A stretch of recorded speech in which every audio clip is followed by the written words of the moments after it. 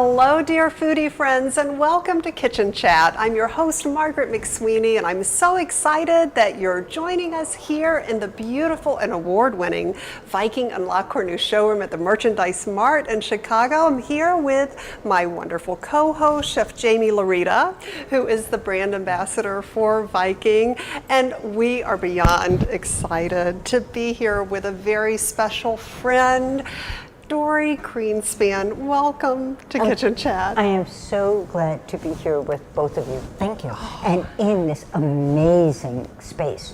Can we just talk for a minute and then I'll go shop? Yeah. Oh, sure, okay, right, sure. I'll redo my kitchen in a minute. I know you have good taste. I can tell by your glasses. Yes. She's got good taste in eyewear. Anybody with good taste in eyewear has good taste in everything, as far as I'm concerned. Well, this is just so special. Jaime, I don't know if you know this, but you have been, of course, on this culinary journey with me from the beginning, as has Dorie. I am just forever grateful. Years and years ago, we started together a while ago. Yeah, so it's just so special, and I so appreciate your heart for other people, and just, you know, it just, you are wonderful. So how long ago? It's been many years. Do you know that Margaret has done close to, or maybe even over 250 interviews, chef interviews? So, and I'm trying to remember whether we first talked, is it possible that we first talked when I wrote Baking Chinois, which would be 2014? It was before that. You know, when you were first on is with the Driscoll strawberry recipe. When was that? That was a while ago. Yes. Yeah, that was a while ago. All right. And look at us. We're so young looking. We Who are. would have known it was then? We're absolutely gorgeous. Well, I don't need to remind everyone, but Dorie is like a 5-time James Beard Award winner. No big deal. Yeah. Right. I mean, I'll just sit up straighter. No big deal. She's not a big deal. An International Association of Culinary Professional winner. I mean, and that's such a great organization too. And I think that might have been where we first met as well. Don't remember. I'm terrible. My memory's getting worse and worse and worse. I do remember that I have a husband and a son and a new daughter-in-law. So, you know. That's good. I got that. I got Michael that. is here, yes. Well, this is great. Thank you for being here. And we are so excited about your new cookbook. And it's really special. Everyday Dorie, the way I cook. And this is like how you cook for friends and in your apartment in Paris, I believe. So it's funny because it's everyday Dorie, meaning, it's just kind of, you know, everyday ingredients, everyday, but it's really how I cook every space day. So, most of my books have been about baking, and some people were surprised by this book, and I thought, I cook every day. I don't have ice cream sometimes I do have ice cream for breakfast, but I certainly don't serve, ice cream as a meal or desserts as a meal. And so this is really the food that I cook all the time. It's the food that I cook really no matter where I am. I'm lucky enough to live in New York City, rural Connecticut, and Paris. But it was interesting. The book was done. I'm holding it in my hand. I'm looking through it, and I'm realizing this book shows how my cooking has changed over the years. And I realize it's not my style hasn't changed. I don't think the flavors and that hasn't really changed. But for the past 8 years, we've been living in rural Connecticut.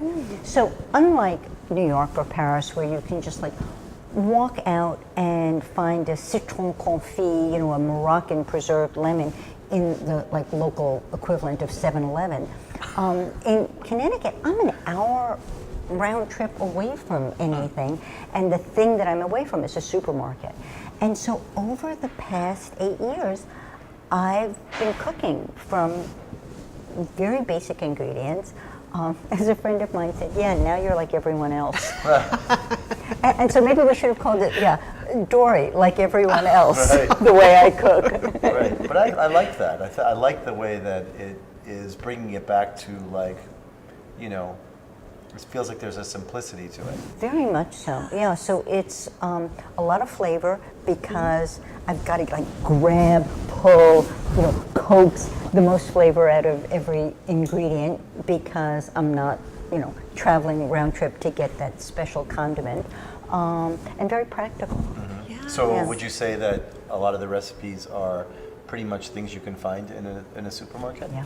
That's Yeah. good. Great. Yeah, there are a couple of special ingredients and a few like a pepper here and there, but there are always substitutions.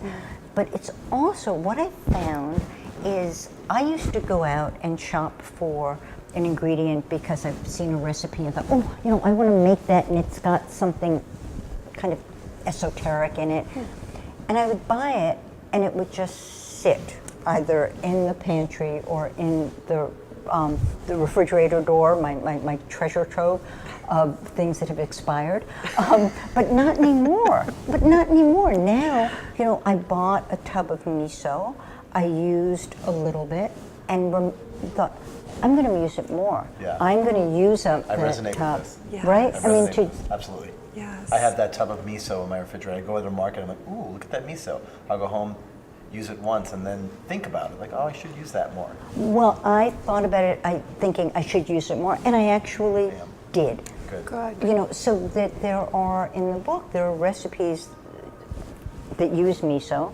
There's like the first one that I made, and then others where you can add it so that you don't feel like, you've bought something that you're never going to use again. And I hope, like when you said you bought it and then thought about it, that other people will, that you'll get a new ingredient and it'll make a little place in your brain and you'll think, oh, I can add that to How else can I? something else. Yeah. So, what number book is this, Dorie?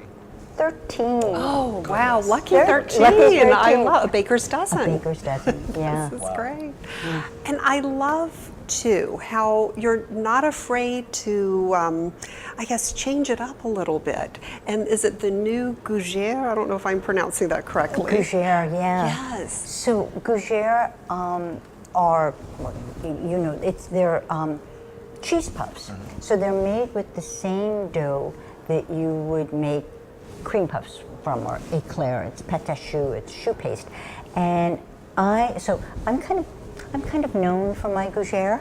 Yes, you are. I make them like 100 at a time, and I use a cookie scoop. Often in chefs will pipe them through a piping bag, and I found that just scooping them with a cookie scoop, you get a beautiful shape, and they're all the same size. And so I make the dough, scoop, scoop, scoop, and freeze them. And then when you come to visit me, before I think you're going to ring the bell, I pop them in the oven. Can we do this? Can we do this? Come. I want to come right? to your home. So, and you will get, Yes. in Paris, you can come, right, you will get, hot gougère and sparkling wine. Yum. And I've made the same recipe for years and years and years. And it's a great recipe. I love the recipe.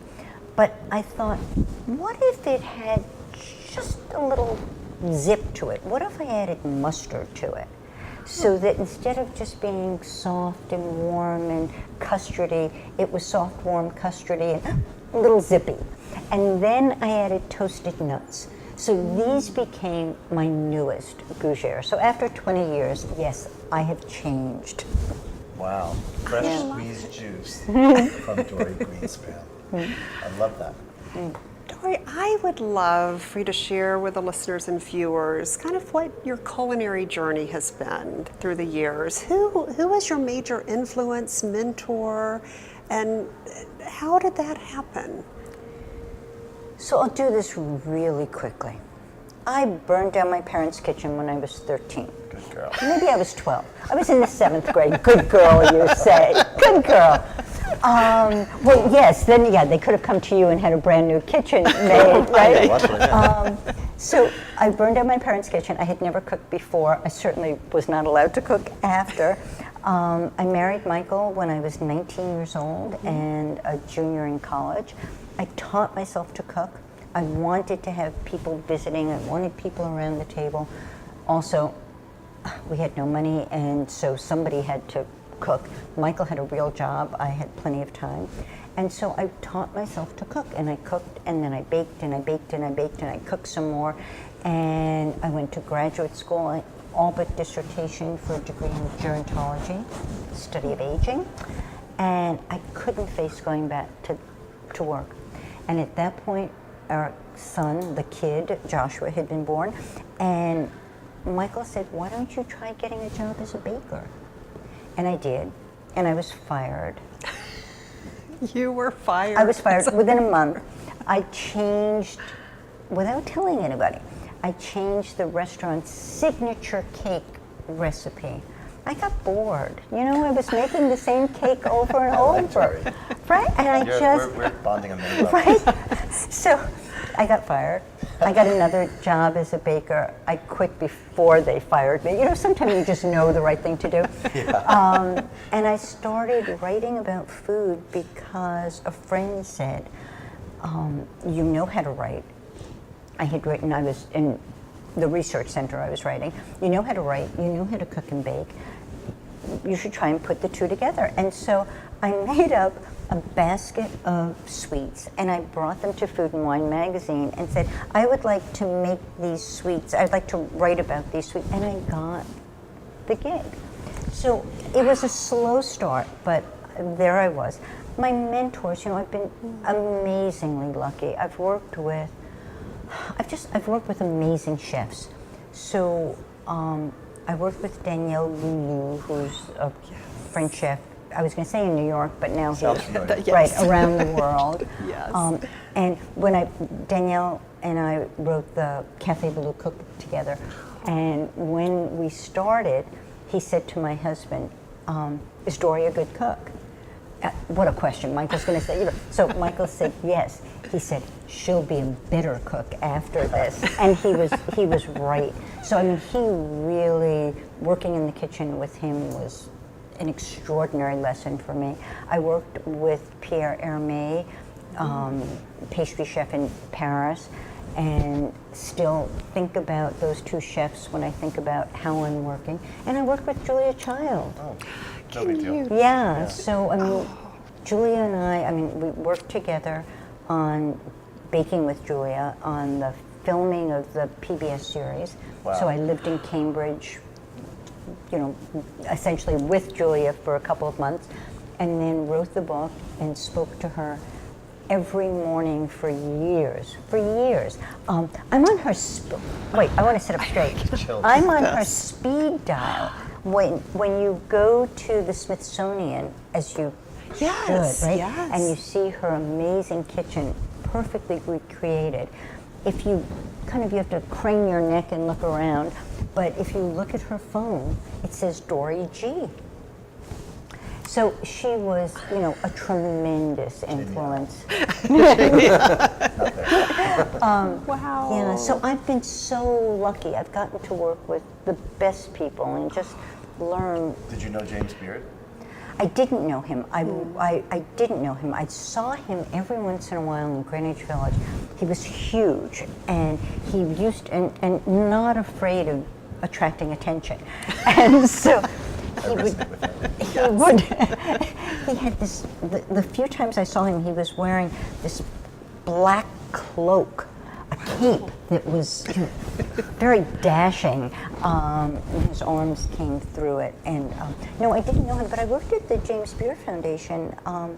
I wrote their newsletter. I started it and wrote it for 5 years. Yeah. Wow. So I have that little, just as the foundation started. So I have that little connection. Yeah. Oh. The only connection I have to him is that I'm James with a beard. That's about it. That's about it, Dorie. Well, I did lay on the floor of the James Beard house. where yes, he you said did, and I look remember up at that. the mirror. Oh my and I goodness. had a moment there. I was like, yep, get it. Got it. Right? And we were on the red carpet for the James were. Beard Awards with Right. Kitchen Chat, which was fun. But back to Julia, is there a special memory to share with the listeners and viewers? Just a day in the life of Dorie and Julia that will forever No, this is good. I be. feel it. No, this is good. So, and this again is something that I think about. You know, you never know when something's going to strike you and mean something. And granted, what I'm going to tell you came from Julia, so, but it could, if you're open, you can find something, just a stranger can say something to you, and it will really mean something. And so Julia and I were, we were working, and she said to me, let's play hooky. And so it was during a time when we were taping, and I said, sure, what do you have in mind? She said, oh, we can go to the supermarket. Julia's idea of, playing hooky and having some fun was the supermarket. So she said, we can go in your car, right? So I have a red Miata, which is, about the size of this cup, right? And it's a convertible. She said, but we can't put the top down because my hair. We can't muss my hair. Oh, no. So Julia was tall. She was almost 6 feet tall. There's a line in one of the books about Julia. Julia had a brother and a sister, and the quote comes from Julia's mother. She says, I'm responsible for 18 feet of children. So Julia was about she's about 6 feet tall, and she wore New Balance sneakers that were like size 12 or 13. Wow. So like getting her into this jelly bean was essentially like an origami, exercise, right? But you fold her, right? Get the feet in. What's Well, I can't do a Julia imitation at all. Okay, so I'll tell you the story and then you can repeat it as Julia. Okay. So we go to the supermarket and we're walking around. People are stopping her. She taught some young kids how to know when a melon was ripe. I mean, everybody. Julia was, anybody could approach Julia, and she would talk to everyone. And at some point, she put her arm around me, and she said, "We're so lucky." And I thought, yeah, well, of course I'm lucky. I'm right here with you. She said, "We're so lucky because we work in food. And that means that we'll never stop learning. We'll never stop learning." And I thought, you're right. You're right. And every time I start a new project, every time I think, I look at the project and think, what can I learn? That's really true. Yeah. So just when you think wise. it's, your recipe, you're teaching someone else how to do something differently. Yeah. But I still can't get out of my mind a red jelly bean. Driving in Julia. I love it.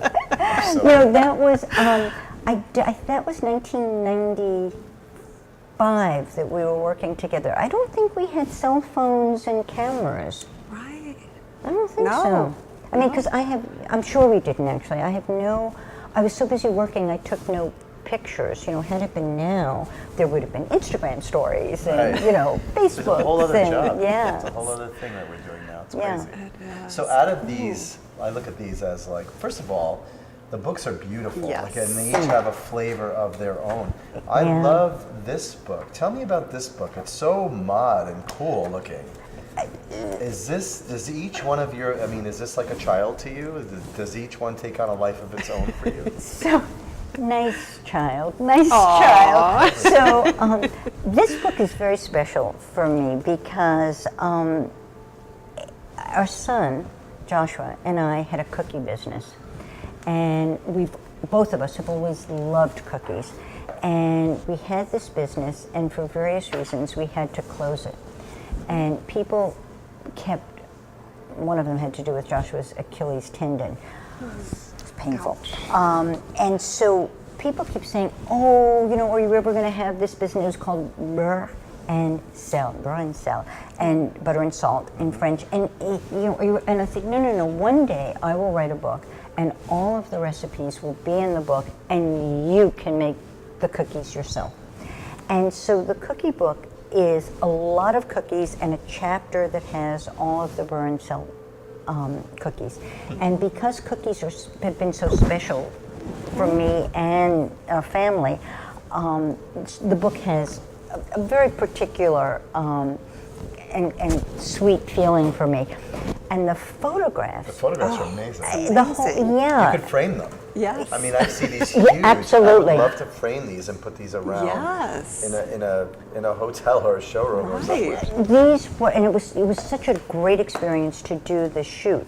So a young couple had come into our shop, and they were so adorable, and we just talked to them for a long time. We'd say, okay, wait a second, help somebody else, and come back to talk to them. And it was Davide Luciano and his wife Claudia Fica, and they were both photographers. And we kept in touch with them. They did the photographs for our website. And when it was time to shoot this book, I said, oh, I would love, having started with Davide and Claudia, I would love for them to do this work. And so, but it was years later, Claudia had become a food stylist, and Davide, who'd been shooting some still and a lot of film, was now doing more video, now doing more stills. And so they worked on the book. We did this in our house in Connecticut, and we would shoot, and then stop for lunch. And in fact, may I take this? Yes, please. So lunch, we shot during warm weather, and we could have lunch outside. And one day for lunch, we would take turns cooking. One day for lunch, Claudia made the best salmon burgers. And so that's Claudia's work there, and Beautiful. Claudia's salmon burgers here. Perfect Pop-up. pairing. Yes, Yeah. absolutely. I honestly think that these I would be adore these gorgeous. photographs. Yeah, every one of them is a piece of art. Yeah. How amazing is But this? these photographs are perfect for the cookie book, right? I think that these photographs look at that. by Ellen Silverman, They just make Oh, right, yes. are perfect for food. Absolutely. Right. I mean, I think you said Tahini every pork. book, is it like a Child. baby or child? Yes. But I think every book has a personality. Yeah. And I love this Oh, look at picture. this picture. Oh, look at Love. that. Isn't that The great? green, It's amazing. green I'm so goddess excited about sipper, this. Yeah. shots. That's a great Dorie. idea. Yeah, and so I have a crush. you I have a crush on Dorie. you have a crush? Yes, I You have a do. crush? I have a crush. Can't help it. It's happening. And you're going to have an even bigger crush because I remember a lot of the proceeds, or there was something special you were doing with a special charity and the cookies So, as well. yeah, Cookies for Kids Cancer is kind of my can one say my charity, but I feel very attached to the organization. It was started by Gretchen Holt when her son at the age of 2.5, I think, was diagnosed with pediatric cancer. And it turns out pediatric cancer is a terrible, I mean, just those two words put together are horrible, Right. but it's it affects so many children, and the research dollars for it are really, really low. And so Gretchen started Cookies for Kids Cancer by having a huge cookie sale. And so I've been thank goodness, many people work with Cookies for Kids Cancer. Sometimes we'll create a special cookie, sometimes there'll be a bake sale. Now that we can do this online, there can be, a community around it. And so, yeah, Cookies for Kids Cancer is Sounds like an Very important. Special. Yeah. Oh, I just love your heart for charity and everything you do. And oh, I just can't wait to make some recipes. I We're going to hope have to you work on will. some I recipes in definitely will. here. Margaret's going to look at the pictures. Oh, I She's know. going to ask me. this. I'm making this for Thanksgiving. Oh, wait, where did it yes. go? I saw the picture. It just went by, but we'll find it. I'm back so here. glad because I got a question from one of the listeners who said, "What is your favorite dish that you're going to prepare from the cookbook for Thanksgiving?" Well, so that's this perfect. this is a brand new, not traditional. Look at that. So it's the triple layer parsnip What? and Parsnip? it's so I'm making it. right. If you love carrot cake, it's like the if you love carrot cake, you'll love parsnip cake. And with a really quickly made cranberry jam in the filling, cute. cream cheese, Can't handle right? cream cheese. Yes, the best. Are you always this? Are you looks always this? I was born cute. You're No, so I'm cute. no. Come on. Love her. And I love too how you talk about the element of surprise. Can you share with us some insight into that and how this applies to your new cookbook? So I love when a recipe has something unexpected, just a flavor that you taste and you think, I love this, I can't quite place it. Or, so this is the recipe that I think, one second. Oh, sure. Here they are, page 39. I love these two, but that's for summer. You'll have to wait. Oh, look at that. So let's turn to page 39, class. Yes, get your books Come on, out. kids, follow Right, along. okay, so oven charred tomato stuffed peppers. So for me, this recipe is kind of like the spirit of the book. No technique, no knife skills. No, it's like an arts and crafts project. You could even do it with kids. So the peppers are cut this way. Okay. And they're cherry tomatoes or grape tomatoes, whatever, cut in half and tucked in. And that's what you think this is. But under the tomatoes, there's another layer, and it's breadcrumbs with lemon zest and herbs and a little anchovy. Yum.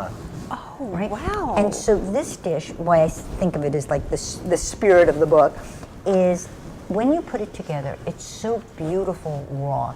I have just been like Instagramming it raw and forgetting to ever take a picture of it cooked because I eat it. But it's just you feel like you've made something beautiful just by putting it together. Sure. So I put some fresh colors, herbs over yes. it, right? Then you can make it ahead. You can put it in the fridge and then roast it, hours later. Then it's roasted and it gets beautiful like this. And you can serve it right out of the oven hot. You can serve it warm. You can serve it at room temperature. It can be a first course. It could be a side dish. It could be a part of a buffet. You could take it to a potluck. I mean, it's like everything. And so it's that mix and match I would that throw I that think on a is. brioche bun and eat it like a sandwich. Ooh, I like your style. It's a special. Wow. I just am so excited about Thank the you. 13th cookbook, and you are on book tour. We'll make sure we have a link to your website Oh, so good. everyone Thank can you. follow along. Come visit me. I'm crossing America. Yay! You have to. You just have to. And as you know, I always like to include tips for the home chef on Kitchen Chat. So what tips would you, maybe for the holidays, do How you many have any? tips? 3 tips. Ooh, okay, for the holidays. You're under the gun, Dorie. Okay, so, people always say plan ahead. And I kind of roll my eyes because I'm more disorganized than I think my haircut makes me look, Yeah. But you can, It's true. right, I mean, but I'm not so organized. But planning ahead, make your menu, see what you can do ahead. So I will, of course, make gougere, and you can make them this afternoon, make them tomorrow morning, put them in the freezer. So think about what you can do ahead. You can make the jam for the parsnip cake ahead. You can make the layers ahead, put them in the freezer, just pull them out when you're ready. So think about aheadness. That's a great tip. Oh, that I think a lot of people, is. when they're entertaining and cooking, freak out because they think they have to do it all in one day. Right. Do you know what I think? I think people feel like if you put something in the freezer, it's not, I'm not making something special for my guests. Fresh, right. Or Yeah. fresh. But this freezer is a tool. It's a tool like your oven is or like a mixer is. Sure. So think of it as a tool and use it. It makes, for the holidays, Great, it's perfect. great Yes. tip. Okay, next. Try and think of things that you can serve at room temperature because, that turkey takes up so much space for such a long time. It's like a real estate hog. So think about the things that you can make ahead that don't need to be reheated, right? Isn't that sweet? So think about room temperature. Yes. Very good idea. There's Yes. so, like those peppers, for instance, or could be room temperature. Wedges of squash. I have a recipe. It's kind of spicy. It's got some harissa in it. But again, it's as good room temperature as it is hot. So think about that. Okay. And then make your pie crusts ahead of time. Get them rolled out. Actually, yes, can I have 4 tips? Oh, please. Okay. Oh, a bonus right, tip. okay. So make them ahead of time. Again, you can put them in the freezer. You can put them in the pan, have them frozen, ready to go. But a couple of years ago, I did something that I knew was heresy, and it's been no, I mean, you're not supposed to do this. At least I was told you're not. But it makes life so easy. If you're making rolled out cookies, or if you're making pie dough or tart dough, we've all been taught that you make the dough and then put it in the refrigerator so that it can relax, and then roll it out. Right. It comes out of the refrigerator, it's hard. You can't roll it out. You take your rolling pin and you bash it, right? Which is its own kind of pleasure, but, right? All right, and now you've kind of like beaten it up, and now it's too soft. So it has to go back in there. I mean, it's just, it's hopeless. I discovered, although others may have before me, that if you make your dough, cookie dough or pie dough, and put it between sheets of, make a disc, put it between sheets of parchment paper or wax paper, roll it out while it's soft, while it doesn't talk back at you, while it's just submissive. It will do anything you want. So roll it into a round, Yes. or whatever shape you want, and then chill it. Great advice. Right? So I keep in my freezer, I keep stacks of rolled out tart and pie dough. Wow. And then you just need to, or if you're going to make, if you're afraid of making pie, but you shouldn't be ever, make, this is also good for the holidays, make a galette. Ooh. Right? Or something called a Another galette. crostata, right? Because it doesn't have to be perfect. Rustic. Right? Exactly. That was beautiful. So I have galette dough in my freezer. I have pie dough. Maybe I am organized. You are. I'm going to say yes. I have a couple of questions before we wrap this amazing kitchen chat. First and foremost, if there's someone out there that was like you when you were starting out and they're watching this kitchen chat, and in your experience now, and we know things have changed with social media and all that, and I love that you said that cooking is learning every day, because that's what it is. Do you have any advice for that one person that's thinking that they may or may not want to? They want to get into culinary, but they don't know how. What's the one thing that you can say to inspire them to do that or not? Oh, I would never say not. Okay. Oh, no, never say not. I would say just get yourself as involved as you can be in food. Volunteer to cook at a soup kitchen to get the experience of working with other people. Sure. and making food.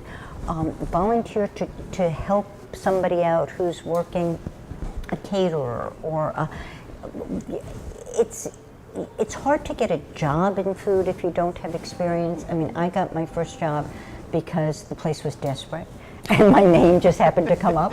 And as I said, I was fired.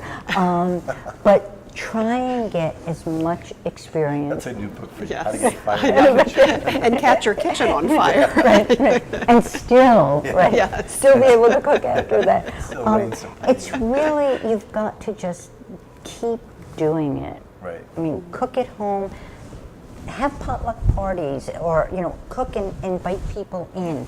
Leave cookies for your neighbors. Let everybody know that this is really what you want to do. And of course, social media makes Right. it, Sure. makes it much easier. And the other thing I wanted to ask you is, like, we've seen what you've been doing throughout your whole career, which is so wonderful. Yes. What's next? I'm going to keep doing this. Do you have any? Do Great. you have anything that's something interesting that's happening that maybe we don't know about, or something that a big dream of yours that we can expect? No, it's a big question. Yes. but- That's It a big is. question. Yeah. You know, Something undone. something undone. No, I really feel that I'm lucky to do this work. And somebody asked me if I get bored because it's 13. Nope, I'm ready for number 14. Oh, good. Yeah. Onward. Onward. Yes. Yeah. Oh, well, thank you for sharing number 13 with us here today in the showroom. I feel and the lucky to be part of this kitchen chat. It's one of my favorites. great to You're meet you. wonderful. I love you. I love her Thank energy. you. You're just an amazing Yes. person. Thank you. And Thank you, Bo. and thank you for being such a special part of Kitchen Chat and the journey. And thank you, Chef Jaime, for co-hosting. I'm the lucky one here. And thank you, dear foodie friends, for joining me on this journey as well. And please come visit Chef Jaime in the Viking and La Cornue showroom at the Hey, you had a Merchandise Viking, Mart. didn't you? I did, two. Oh. Two. Yeah, and when you visit Chef Jaime here, you'll find me here because I'm moving in. I love that. So lucky. We're going to be making some pies. Yes, I can't wait, and we'll film that for sure. And also, I'll make sure I have a link to Dorie's website with the new cookbook. And I hope you'll visit me in my kitchen too, kitchenchat.info. And always remember to take a moment and savor the day.